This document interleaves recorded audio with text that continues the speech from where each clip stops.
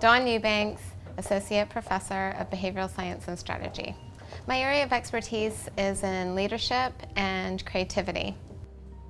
I'm really interested in destructive leaders. So there's so many popular press books written about how to be a great leader. It's kind of more interesting to think about what makes somebody a really effective leader, but also you're using your leadership skills to cause harm or damage rather than to move things in a positive direction.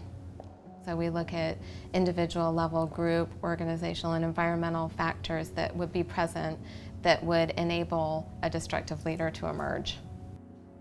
So there's certain characteristics that you need to actually be able to achieve that level of leadership, and agreeableness is one of those, and conscientiousness, technical expertise, those kinds of things.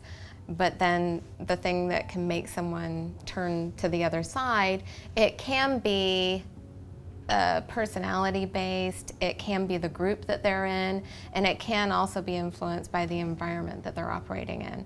So if they're operating in an environment where they feel like things have been taken away and they feel justified in what they're doing, then that could kind of tip somebody over the edge. There's a lot of people that are exposed to similar things, but not everybody becomes destructive in this kind of way, where you're able to have such a big impact.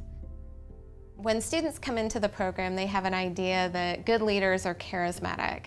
And I always ask this question in my classes, what is a good leader? And they always say someone who can inspire and has charisma and can really motivate you.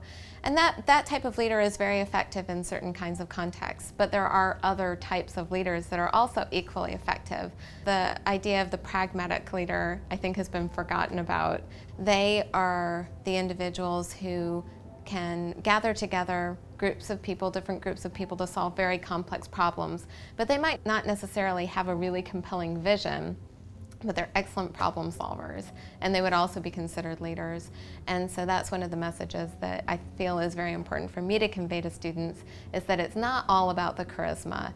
And if they don't feel like they're particularly charismatic, it doesn't mean that they can't be an effective leader. They can be, they might just have a different leadership style.